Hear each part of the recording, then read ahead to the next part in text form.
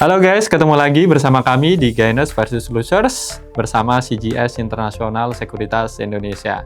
Di kesempatan kali ini kita akan membahas saham-saham yang masuk jajaran Gainers dan Losers untuk periode 17 dan 24 Februari 2025.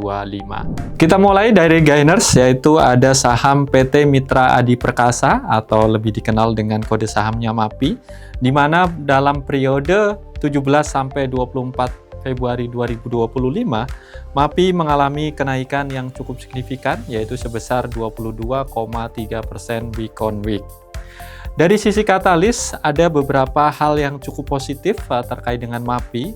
Yang pertama adalah harapan atau ekspektasi adanya perbaikan daya beli masyarakat seiring dengan program populis dari pemerintah. Kemudian yang kedua, adanya harapan aksi boikot terhadap produk anak usahanya ini akan mulai mereda seiring dengan turunnya tensi geopolitik di Timur Tengah. Dan terakhir, adanya ekspektasi peningkatan penjualan di momen puasa dan lebaran ya, karena kita tahu biasanya di momen tersebut itu konsumsi masyarakat itu meningkat dan juga ada tambahan daya beli dari tunjangan hari raya. Oke, kemudian kita akan lihat dari sisi teknikal.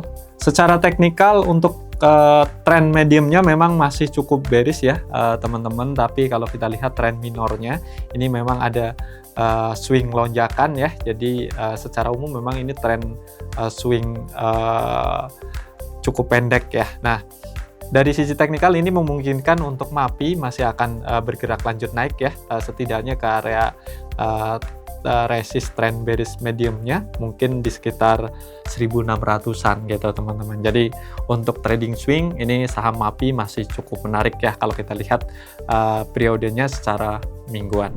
Oke, kemudian kita masuk ke jajaran losers. Ada saham PT Unilever Indonesia atau lebih dikenal dengan kode sahamnya Unilever, di mana di periode 17 sampai 24 Februari 2025 saham Unilever mengalami penurunan yang cukup signifikan, yaitu sebesar 13,7% week on week. Dari sisi katalis atau sentimen ini memang ada beberapa hal yang cukup negatif. Yang pertama adalah terkait dengan kinerja keuangannya di sepanjang tahun 2024 lalu, di mana perseroan hanya mampu membukukan laba bersih sebesar 3,4 triliun atau turun 30% year on year. Katalis negatif yang kedua yaitu dikeluarkannya Unilever dari indeks global, yaitu indeks FTSE large cap dan MSCI Standard Caps ya, untuk kemudian dimasukkan ke small cap-nya gitu. Jadi itu juga sedikit banyak berpengaruh terhadap tekanan jual ya saham Unilever, dan ini tercermin dari pergerakan harga sahamnya selama sepekan kemarin. Oke, kemudian kita coba lihat dari sisi teknikal seperti apa sih sebenarnya pergerakan saham Unilever. Ya, kalau kita lihat dari sisi teknikal, kondisi saham Unilever memang sangat bearish ya teman-teman. Ini terlihat dari polanya yang selalu gagal membentuk pola higher high ya, jadi selalu higher low, artinya penutupan di bawahnya itu selalu lebih rendah. Ini tentunya mengkonfirmasi adanya tren bearish continuation ya. Nah, untuk sisi harga sendiri ini kemungkinan Unilever masih berpeluang untuk menguji level bahkan di bawah level 1000 ya. Ini kalau saya lihat mungkin di sekitar 800-an lah ya. Jadi 800 ini kemungkinan besar ini akan tersentuh oleh Unilever dengan kondisi yang saat ini gitu teman-teman. Jadi ya untuk teman-teman yang belum punya sahamnya, better wait and see.